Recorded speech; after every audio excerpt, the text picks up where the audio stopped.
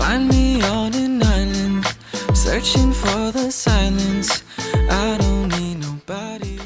Okay, you guys, so I'm going to start out by moisturizing my lips, and then we're going to just go ahead and jump right into eyebrows. I did a little short video of my eyebrows, but this is another routine that I use that's very similar to the one I recently posted, which I will put in the bottom bar. And I'm basically just building out the frame everywhere where there's sparseness, and then I'm brushing it to get a little bit more of a natural finish. And I'm taking that on a really tight, narrow brush. This is an Anastasia brush, and then the gel liner that I'm using, I believe, is L'Oreal.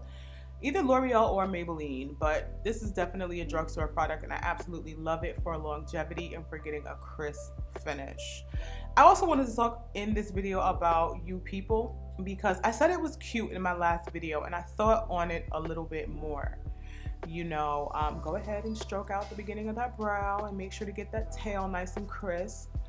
But it made me think, because I said it was cute because I like Lauren London and I'm really happy to see her working again. But there were so many issues that I had with that a lot of people asked me about, and it was really true. And I think what happened is I've become desensitized to Kenya Barris and his shenanigans. He really produces a lot of problematic work, and he obviously has issues with darker complected women, or at least issues with them being represented in his art in a large way. There are so many things within that film that made me cringe and made me feel really strange. Even during watching it, I actually said something on Facebook but took it down because I didn't feel like it. So actually right here, really quick, I'm going in, this is Fenty, and this little Smashbox brush is amazing. So flat and so perfect. And let me just point out again that you don't need 15 tons of concealer to make your brows pop. You really don't. Watch how crispy my shits come out. But yeah, so not only that, but what I've found is that they're using ambiguity in a way that is to replace the darker complected woman. I feel, because we see it so much in media, two black parents, a biracial daughter, and they usually make up some story about how one of the parents has some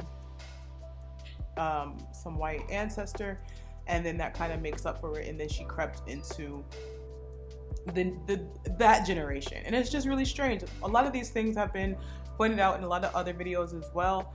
I don't think I felt need to mention it because it's so common for him. It's so common in all of his work, just about. There are even problems within some of his work, less problematic work, like Girlfriends. So this is my first time using this. I actually mentioned this in my favorites video. I did a little bit of a first impression. So here it is right here. One thing I like about it is it's light and it doesn't leave a cast on your skin. And I'm going to try it again to get more of a matte finish. Now this is my new color, 552 from Lancome, and I absolutely love it. But yeah, I quickly just wanted to touch upon some of the pain points, right? Oh, mixing in Mayron. I also mentioned that in my new favorites video. I have been loving this to beat the heat. This is definitely a must-have if you live in a humid climate. But there were also a lot of cross-color or off-color racial jokes. Like the first 10 minutes of the movie is Eddie Murphy having some dialogue on how he's the only black person of a certain skin tone in the restaurant, and how he had a problem with that. But then when you look throughout the movie, you can see that Kenya contributes to this problem, especially noting that he only puts darker complected people in scenes where it's ghetto or it's trashy or it's harsh or it's violent. And I thought that was very, very typical of him. This Too Faced right here, baby, in love with. I've been using this for years, but now more than ever, it's really been my savior, because it used to be a color that I would use for majority of my face, but now that I've gotten a lot darker, it is my center color. And I really like it because it has a little bit of that apricot that allows it to color correct a little bit for me, so I don't have to really do it separately. And I've been loving it. And using a little bit of like a soft angled brush has been like my zhuzh. You guys know that I do not play when it comes to complexion. I do not play when it comes to foundation. So while I love this routine, going in with the Fenty next, I've realized the center of my face is a tiny bit more saturated than I care for. So what I think I'm gonna do is take Macao, which is a little bit more of a neutral NARS color. I'm gonna begin to mix that with my Too Faced and then go with my Fenty, or I have a Giorgio Armani that I also really, really love. But I think what happened when I watched that is a lot of the stuff I've almost become like, not even blind to, because I noticed each and everything that I've seen mentioned in a lot of videos. But I was just happy to see Lauren London working again. And although it is weird to have, like somebody pointed out how she said, oh, now you have a real black girl. To have a girl who in the movie was biracial and is biracial in real life become what is considered a real black girl, who racially ambiguous and can pass, it's a little bit strange. You know what I mean? It's become a new normal, and it's really strange how it's come to be. And it's been a long time that you see this kind of thing.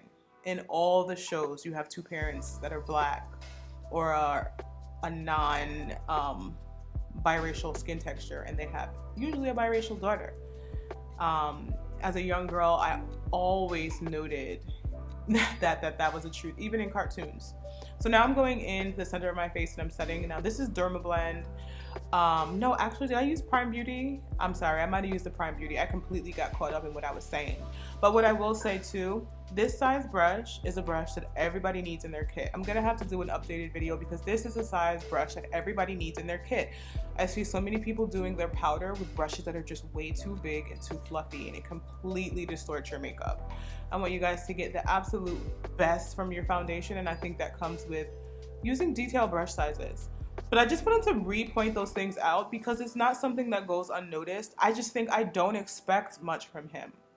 I really don't. I think I like seeing Lauren, you know, after what happened to her, be cool and work and stuff like that, because for the most part, she's been unproblematic, right? Bronzer. This is my handmade bronzer. I'm actually working with a distribution center to be able to provide the things that I create with you guys, like this brush, a palette or two, a lot of different things. That's the blush I was talking about. I meant to say bronzer before, but that's the blush, and then my brushes. So do you guys have any opinion on You People? I mean, honestly, I didn't really expect much. I'm not surprised. If you decide not to watch You People, one thing that I think is really, really good on Netflix that I've been watching is She's Gotta Have It. For a little while, I was afraid to watch it because Spike Lee, I love his work. It can be very new in a way that's very familiar to him, if that makes any sense. He always just does interesting things, and he shows so much love to black women. So I'm so glad that I'm watching it. I'm on season 2, episode 2, and I'm loving it. So I'm gonna go ahead and just close this video out, doing some mascara and just filling in some pockets on my face with a little bit of powder. I need some filler. I need to get some filler in my life.